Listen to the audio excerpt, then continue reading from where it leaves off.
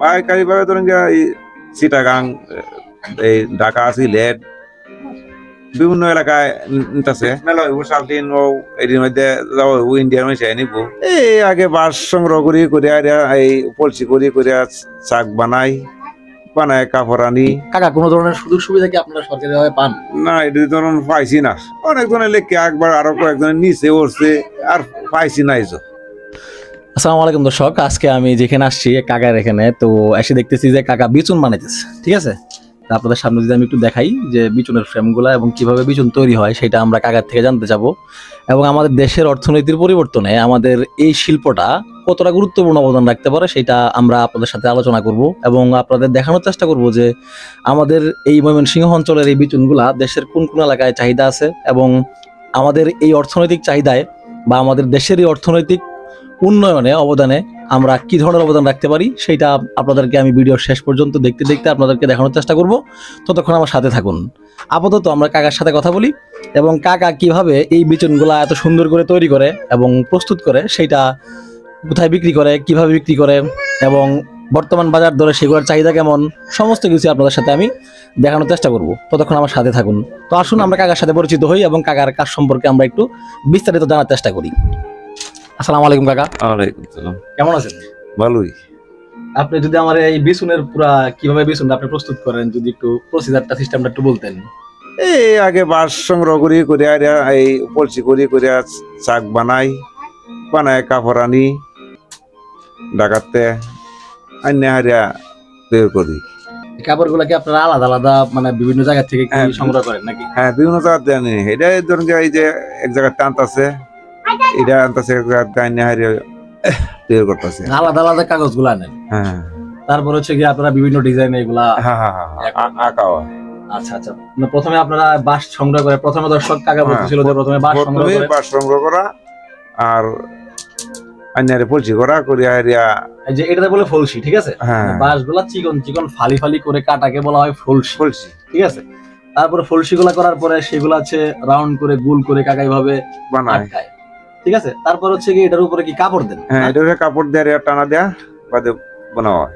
আচ্ছা আচ্ছা, তো এই ফ্রেমটা দেখলাম, এই ফ্রেমটার উপরে কাপড় দেওয়া হয়। কাপড় দেওয়ার পরে ফ্রেমটা অনেকটা এরকম হয়। হ্যাঁ, তখন হাতল হিসাবে আপনারা কি ব্যবহার করেন? হাতলের কাগজগুলো, হাতলের জন্য বাঁশগুলা? হাতল এই যে হাতলের বাঁশ দেব নাই। আচ্ছা আচ্ছা, এই যে হাতলের বাঁশগুলা, তো এই হাতলের বাঁশগুলা যখন অ্যাড করা হয় তখন হচ্ছে কি বিচুন একটু লাগাই দেখেন তো। এই যে কিভাবে অ্যাড করে বিচুনগুলা আপনারা একটু সুসম্মানে যদি দেখেন। এই যে ফিট করে হারিয়ে বাদে বান্ধা হয় আর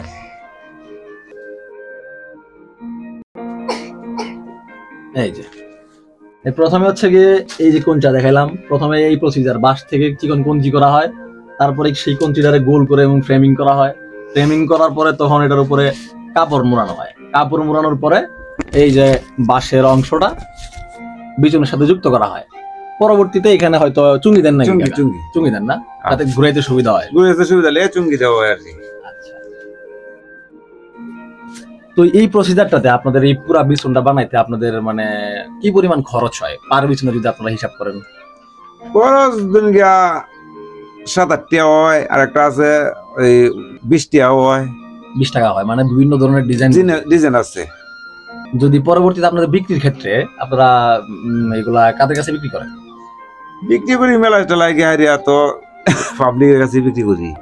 এরপরে পাইকারি ভাবে পাইকার টাকায় পাইকারটাও বিক্রি করি। পাইকাররা যে আপনাদের এখান থেকে কিনে নিয়ে যায়, ওনারা মূলত কোন কোন জায়গায় পাইকারি ভাবে বিক্রি করে বেশি? পাইকারি ভাবে ধরেন এই চিটাগাং, এই ঢাকা, সিলেট বিভিন্ন এলাকায় নিতেছে। মানে মোটামুটি শহরাঞ্চলে যেখানে মানে ঢাকা সব জায়গাতেই চাহিদা আছে। হ্যাঁ, তো কাকা বলতেছিল যে আমাদের এই বিচুনের চাহিদা কিন্তু চট্টগ্রাম, ঢাকা সহ দেশের বিভিন্ন শহরাঞ্চল গুলাতে মোটামুটি ভালো চাহিদা আছে, যেহেতু হ্যাঁ দেশের বাইরেও যায় না? হ্যাঁ, বাইরেও যায় এবং ইন্ডিয়া পর্যন্ত আমাদের এই বিচুনের চাহিদা আছে মানে চরম। এই যে এখন গরমের সিজন আসতেছে, এখন মানুষের মেলা হইব 7 দিন ও এর মধ্যে যাওয়া হইব ইন্ডিয়ার মধ্যে নিব। মানে যত ধরনের মেলা আমাদের দেশে হয় প্রত্যেক মেলাতেই তো আপনারা হয়তো খেয়াল করেন যে বিচুনের একটা চাহিদা থাকেই। তো সেই জায়গা থেকে আমাদের এই বিচুন একটা কঠিন একটা শিল্প হইতে পারে এবং কাকার সাথে আমরা কথা বলবো যে এই শিল্পরে যে ওনারা লালন করতেছে এবং ওনারা নিজেদের কাজ হয়তো নিজেরাই করে। কাকা নিজের কাজ নিজে করেন না? হ্যাঁ, নিজের কাজ নিজেই করতেছি। এবং ওনারা নিজেদের কাজ নিজেরা করে, এবং তাদের এই শিল্পটা আগায় নিয়ে যাইতে গেলে আমাদের কি কি সাপোর্ট তাদেরকে দিতে হবে, এবং সরকারিভাবে কোনো ধরনের প্রণোদনা বা আর্থিক সাহায্য বা কোনো ধরনের টেকনিক্যাল সাহায্য তারা পায় কিনা সে ব্যাপারে আমি কাকা থেকে একটু জানতে চাই। কাকা, কোনো ধরনের সুযোগ সুবিধা কি আপনারা সরকারিভাবে পান? না, এটা ধরুন পাইছি না। অনেকজনের লেখকে একবার আরো কয়েকজনের নিচে উঠছে, আর পাইছি না। এই কোনো ধরনের সুযোগ সুবিধা পান নাই? পাই না। তো আপনাদের এই যে আপনাদের এগুলো যে করতেছেন এই ব্যাপারে কি আপনাদের ঈশ্বরগঞ্জে, আপনার তো ঈশ্বরগঞ্জের নানবসতি? না, ঈশ্বরগঞ্জ থানা ঈশ্বরগঞ্জ। তো ঈশ্বরগঞ্জে আপনাদের যে ক্ষুদ্র উদ্যোক্তাদের যে বিভিন্ন ধরনের প্রোগ্রাম হয়, সেখানে কি আপনাদেরকে দাওয়াত টাওয়াত করা হয় কিনা বা আপনাদের কথা শোনা হয় কিনা? না, এই ধরনের কথাবার্তা শুনছে না, আর আমরাও গেছি না। এই ধরনের আপনাদের ডাকা হয় নাই? ডাকলে তো অবশ্যই যাইতেন। ডাকতাম। কথা হচ্ছে আমাদের এই এলাকায়, আপনাদের এই তল্লাটে, আপনাদের এই গ্রামটার নাম কি? পাড়াডাংরি। আর রাস্তার ওই পাশে বড়ডাংরি। মানে দর্শক, আমাদের এখানে একটা রাস্তা আছে, আমি আপনাদেরকে একটু বড় দেখাচ্ছি, যে রাস্তার ওই পাশে এক গ্রাম আর এই পাশে আর এক গ্রাম। এই পাশে হচ্ছে, ওই পাশে হচ্ছে বড়ডাংরি আর এই পাশে হচ্ছে পাড়াডাংরি। তো এই এলাকায় কতগুলা পরিবার কাকা এই পেশার সাথে যুক্ত আছে? মানে 100-এর উপর হবে। হ্যাঁ, 100-এর উপরে। কাকা বলতেছিল যে এই এলাকার প্রায় 100 পরিবারের বেশি মানুষজন এই পেশার সাথে যুক্ত, বিচুন বানানোর এই পেশার সাথে যুক্ত। তো আপনি চিন্তা করেন যে কি পরিমাণ বিচুন এখানে উৎপাদন হয় প্রত্যেকদিন। লাখ লাখ বিচুন এখানে উৎপাদন হয়। তো এই উৎপাদন যদি আমরা বাড়াইতে যাই, এই উৎপাদন বাড়াইতে গেলে অবশ্যই যারা কৃষক, মানে যারা এই কাজগুলো করতেছে, যারা এটার কারিগর, এই জিনিসের যারা কারিগর, তাদেরকে আমাদের সমস্ত ধরনের সুযোগ সুবিধা দিতে হবে। তাদের যাতায়াত সুবিধা, তাদেরকে সেগুলো বিক্রির সুবিধা, তাদেরকে যাদের আর্থিক সমস্যা আছে তাদেরকে আর্থিক সুবিধা, সমস্ত সুবিধা যদি আমরা তাদেরকে দিতে পারি, আমাদের এই শিল্প খুব শীঘ্রই সামনের দিকে অগ্রসর হবে, এটা নিশ্চিত।